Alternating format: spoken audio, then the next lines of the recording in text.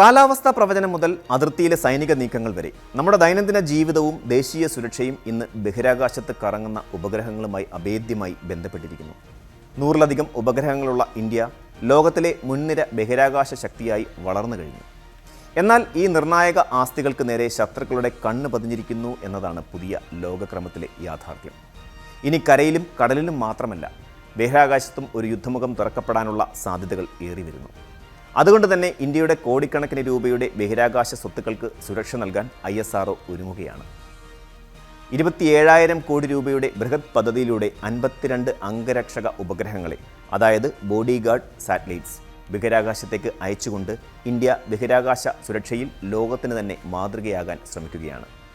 ഈ പദ്ധതിയുടെ പ്രാധാന്യം, സാങ്കേതിക വിദ്യ, അന്താരാഷ്ട്ര തലത്തിലുള്ള പ്രത്യാഘാതങ്ങൾ എന്നിവ നമുക്ക് വിശദമായി തന്നെയൊന്ന് പരിശോധിക്കാം. പതിറ്റാണ്ടുകളായി യുദ്ധങ്ങൾ ഭൂമിയിൽ വച്ചാണ് നടന്നത്. എന്നാൽ ആധുനിക യുദ്ധത്തിൻ്റെ നട്ടെല്ല് ഇന്ന് ഉപഗ്രഹങ്ങളാണ്.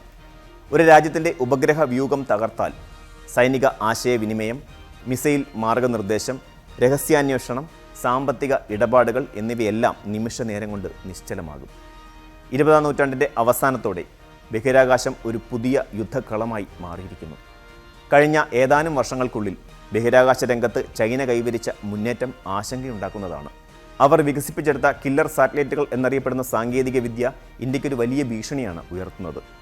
ഒരു ശത്രു ഉപഗ്രഹത്തോട് അടുത്തു ചെന്ന് അതിനെ തകർക്കാൻ ശേഷിയുള്ള ചാവേർ ഉപഗ്രഹങ്ങളെ ചൈന വികസിപ്പിച്ചെടുത്തത് ഇതിൻ്റെ ഏറ്റവും വലിയ ഉദാഹരണമാണ്.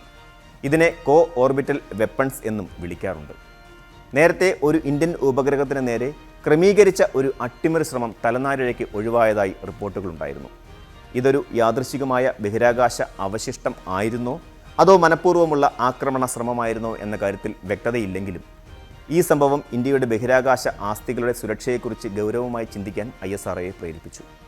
അതുകൊണ്ട് തന്നെ ഒരു സൈനിക നീക്കമായി ബഹിരാകാശത്തെ ഭീഷണികളെ കാണേണ്ടത് അത്യാവശ്യവുമാണ്. ബഹിരാകാശത്ത് നിന്നുള്ള ഭീഷണികളെ പ്രതിരോധിക്കാൻ ഇന്ത്യയുടെ ശേഷി വർദ്ധിപ്പിച്ച ഒരു സുപ്രധാന സംഭവമാണ് 2019 മിഷൻ ശക്തി എന്ന് പറയുന്നത്. ഒരു ഉപഗ്രഹത്തെ ഭൂമിയുടെ അന്തരീക്ഷത്തിൽ വെച്ച് തന്നെ തകർക്കാൻ ശേഷിയുള്ള ആൻറ്റി സാറ്റലൈറ്റ് മിസൈൽ ഇന്ത്യ വിജയകരമായി പരീക്ഷിച്ചു.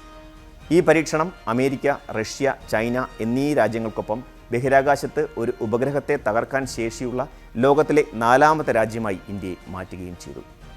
ഇതൊരു പ്രതിരോധ കവചത്തിൻ്റെ ആദ്യപടിയായിരുന്നു. ഇന്ത്യയുടെ ഈ പുതിയ 27,000 കോടി രൂപയുടെ പദ്ധതിയുടെ കേന്ദ്ര ബിന്ദു 52 പുതിയ ഉപഗ്രഹങ്ങളാണ്. ഇവ വെറും ആശയവിനിമയത്തിനോ കാലാവസ്ഥാ പഠനത്തിനോ ഉള്ളവയല്ല, മറിച്ച് നിലവിലുള്ള ഉപഗ്രഹങ്ങൾക്ക് അംഗരക്ഷകരായി പ്രവർത്തിക്കാൻ രൂപകൽപ്പന ചെയ്തവയാണ്. ഈ 52 പുതിയ ഉപഗ്രഹങ്ങളുടെ പ്രധാന ദൗത്യം ബഹിരാകാശ ഡൊമെയിൻ അവബോധം, അതായത് സ്പേസ് സിറ്റുവേഷണൽ അവെയർനെസ് ഗണ്യമായി വർദ്ധിപ്പിക്കുക എന്നതാണ്. ഇതിലൂടെ ഭൂമിയുടെ മുകളിലുള്ള ബഹിരാകാശത്ത് നിലവിലുള്ള എല്ലാ വസ്തുക്കളെയും കുറിച്ചുള്ള വിവരങ്ങൾ നിരന്തരം നിരീക്ഷിക്കുകയും ട്രാക്ക് ചെയ്യുകയും ചെയ്യുക എന്നതാണ് പ്രാഥമിക ലക്ഷ്യം. ഈ അംഗരക്ഷകർ ഒരു ചാരക്കണ്ണുകൾ പോലെ പ്രവർത്തിക്കും.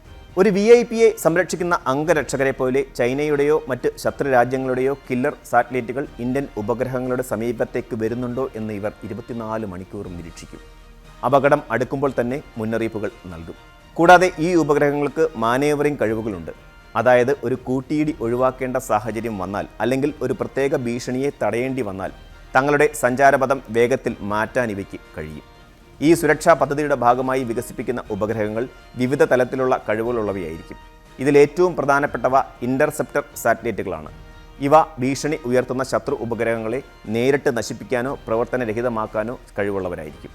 ഇതിനായി കൈനറ്റിക് അഥവാ ഭൗതികമായി കൂട്ടിയിടിച്ച് നശിപ്പിക്കുന്ന അല്ലെങ്കിൽ നോൺ കൈനറ്റിക്, അതായത് ഊർജ്ജം ഉപയോഗിച്ച് നിശ്ചലമാക്കുന്ന ആയുധങ്ങൾ ഉപയോഗിക്കാം. രണ്ടാമത്തെ വിഭാഗം ഇലക്ട്രോണിക് വാർഫെയർ സാറ്റലൈറ്റുകളാണ്. അവ ശത്രു ഉപഗ്രഹങ്ങളുടെ ആശയവിനിമയ സംവിധാനങ്ങളെ തടസ്സപ്പെടുത്തുകയോ അല്ലെങ്കിൽ അവയുടെ സെൻസറുകൾ പ്രവർത്തനരഹിതമാക്കുകയോ ചെയ്യും. ഉദാഹരണത്തിന് ഒരു ബഹിരാകാശ ജാമിംഗ് സംവിധാനം ഉപയോഗിച്ച് ശത്രുവിൻ്റെ GPS സംവിധാനത്തെ താറുമാറാക്കാൻ ഇവയ്ക്ക് സാധിക്കും. ഈ 52 ഉപഗ്രഹങ്ങളെയും ഭൂമിയുടെ താഴ്ന്ന ഭ്രമണപഥം മുതൽ ജിയോ സിങ്ക്രണൈസ് ഭ്രമണപഥം വരെയുള്ള വിവിധ തലങ്ങളിലായിരിക്കും വിന്യസിക്കുന്നത്.